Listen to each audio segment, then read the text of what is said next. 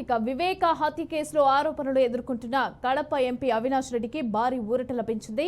వివేక హత్య కేసులో దస్తగిరి దాఖలు చేసిన పిటిషన్ను తెలంగాణ హైకోర్టు కొట్టేసింది.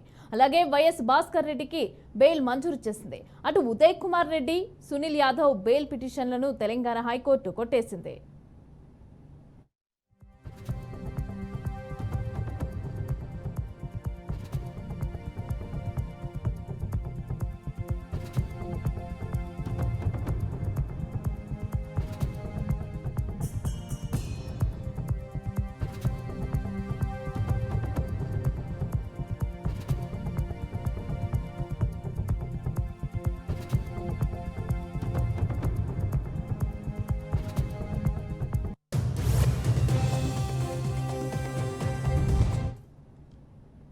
రెడ్డికా దీనికి సంబంధించి పూర్తి డీటెయిల్స్ మా ప్రతినిధి కడప నుంచి సురేంద్ర అందిస్తారు. సురేంద్ర, మమత కడప ఎంపీ అవినాష్ రెడ్డి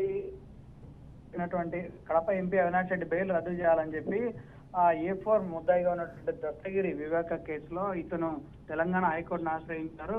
అవినాష్ రెడ్డి పిటిషన్ ఈ రోజు తెలంగాణ హైకోర్టు కొట్టేసింది. ఇతనితో పాటు అవినాష్ రెడ్డి వాళ్ళ తండ్రి భాస్కర్ రెడ్డికి కూడా బెయిల్ మంజూరు చేసినట్టుగా సమాచారం తెలుస్తోంది. అట్లే ఆ కేసులో ముద్దాయిలుగా ఉన్నటువంటి సునీల్ కుమార్ యాదవ్, అలాగే దేవిరెడ్డి శివశంకర్ రెడ్డి ఆల్రెడీ ఇప్పటికే బెయిల్ మీద బయట ఉన్నాడు.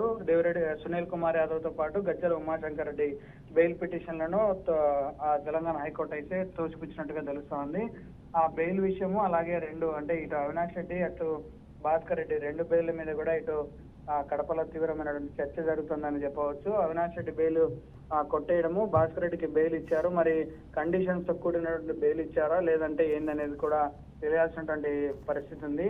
ఏదేమైనప్పటికీ ఇప్పుడు ఎన్నికల సమయంలో అవినాష్ రెడ్డికి ఈ బెయిల్ నిరాకరణ కేసు విషయంలో కేసు కొట్టేయడంతో ఒకంత ఉపశమనమే అని చెప్పుకోవచ్చు. ఎందుకంటే కేవలం 10 రోజులు మాత్రమే ఎన్నికలకు టైం ఉండడంతో ఇతను దస్తగిరి కూడా జై భీమరామ్ పార్టీ తరపున నుంచి కడప జిల్లాలో ఉన్నటువంటి పులివెందుల నియోజకవర్గ అసెంబ్లీ అభ్యర్థిగా పోటీ చేస్తా ఉన్నాడు.